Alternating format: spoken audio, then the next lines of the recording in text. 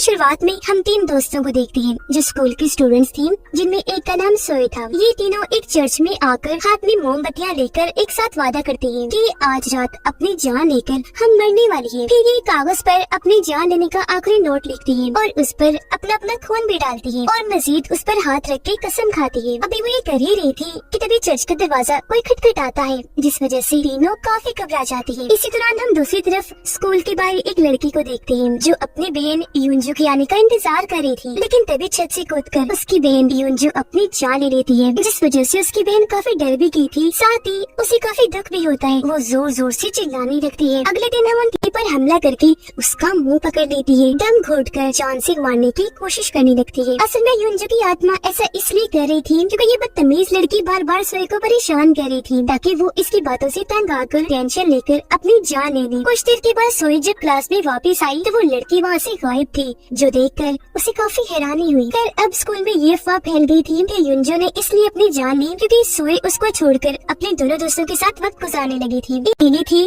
तो उसे एक लॉकर से किसी लड़की की बाल बाहर आते हुए नजर आती है। उसने जैसे वो बाल बाहर की तरफ खींचे, अचानक लॉकर खुल गया। वहाँ उस बदतमीज लड़की की लाश पड़ी थी, जिसकी हालत बहुत बुरी थी। एक तो वो खून से भरी हुई थी, ऊपर से उसे तोड़ मरोड़ कर लॉकर में रखा हुआ था, जो देखकर सोई काफी डर जाती है। अब सोई की वो दोस्त जो स्टोर रूम में बंद थी, वहाँ आकर यूंजू उसे डराने लगती है, जिससे वो इतना घबरा गई कि दूर दूर जाके गिर रही थी। जबकि उसकी दूसरी दोस्त जिसने उसे स्टोर रूम में बंद किया था, वो अपनी कंप्यूटर क्लास ले रही होती है। तभी अचानक वो देखती है कि कंप्यूटर के अंदर से यूंजू की आत्मा निकलकर बाहर आ रही है, जिससे वो इतना घबरा गई कि वहीं नीचे गिर जाती है। वो फौरन उठ के खड़ी हुई और अपनी दोस्त को चेक करने स्टोर रूम में आती है, लेकिन उसकी दोस्त वहाँ मिलने की बजाय उसे वॉशरूम में मिलती है। इसके पूछने पर उसने बताया कि मुझे यहाँ यूंजू की आत्मा लेकर आई है और अब वो चाहती है कि हम सारी सच्चाई पूरे स्कूल को बता दें, वरना वो हमारे साथ बहुत बुरा करेगी। ये बताने के बाद वो अपनी दोस्त को धक्का देकर स्कूल की छत पर आ जाती है, ताकि यहाँ से कूदकर अपनी जान ले सके, क्योंकि इस तरह डर डर कर वो तंग आ गई थी। तभी यहाँ भी उसकी दोस्त आ गई, समझाने लगती है कि देखो पागल मत बनो, क्यों कर रही हो ऐसा। तो वो जवाब देती है क्योंकि इस तरह सच को अपने अंदर दबाकर मैं नहीं रह सकती और मेरे डैड भी मुझसे प्यार नहीं करते, जब दिल चाहे मुझे पीट के रख देती है। सच ना बताने की वजह से यूंजू मुझे डराने आ जाती है, इसीलिए अब मेरा मरना ही ठीक है। इतना कहती है वो दीवार से कूद जाती है और वही मौके पर उसकी मौत हो जाती है। अब उसे ये सब करता सोए ने भी देख लिया था, इसीलिए वो जल्दी से उसके पास आकर उसकी लाश को अपनी गोद में लेकर रोने लगती है। इतनी ही देर में यहाँ बहुत सारे स्टूडेंट्स बात का था, जबकि सुबह को स्कूल टाइम सोए यूंजू को बता देती है कि आज मैं अपनी दोनों दोस्तों के साथ अपनी जान लेने वाली हूँ। ये बताते हुए सोए रो रही थी, पर यूंजू उसे शांत करती है, ये कहकर कि तुम मेरी बहुत अच्छी दोस्त हो, मैं तुमसे बहुत प्यार करती हूँ, तुम्हारे बगैर रह नहीं पाऊंगी, तो मैं भी तुम्हारे साथ इस प्लान में शामिल हूँ, आज अपनी जान ले लूंगी। अब इस रात जब वो तीनों अपनी जान लेने का वादा कर रही थी, तो तभी किसी ने चर्च का दरवाजा खटखटाया था और ये वही सीन था जो हमने शुरुआत में देखा था। उस वक्त हमें ये दिखाया नहीं गया कि उस वक्त दरवाजे पर कौन था, तो अब हम यहाँ जान पाए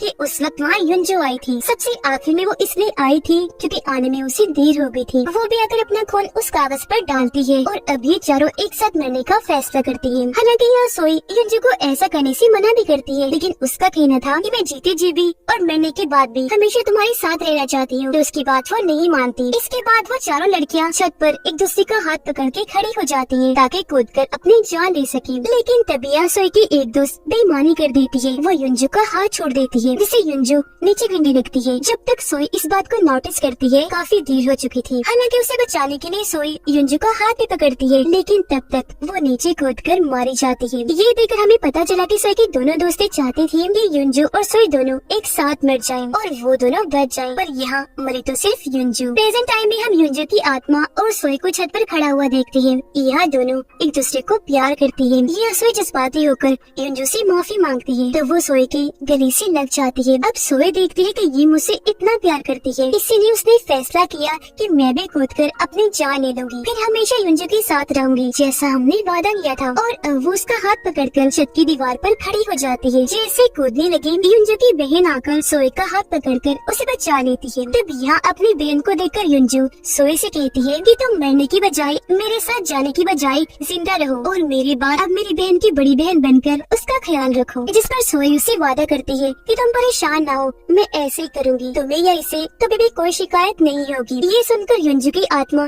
काफी खुश हो गई और अब वो इन दोनों को हमेशा के लिए छोड़कर वहाँ से चली जाती है। इसके बाद हम सोई के हस्बैंड को देखते हैं जिसने अब दूसरी शादी कर ली थी। वो दोनों जैसे लिफ्ट में गए, हम लड़के का चेहरा देख पाते हैं जो हूबहू युंजू जैसा लग रहा था, जिसका मतलब कि युंजू ने इसको भी पोजेस्ट कर लिया है और अब वो उस लड़के के अंदर आ चुकी है, क्योंकि यहाँ वो उसके हस्बैंड से सोए का बदला लेने आई थी जिसने सोए के साथ इतना बुरा किया था। और इसी के साथ इस फिल्म की कहानी इधर ही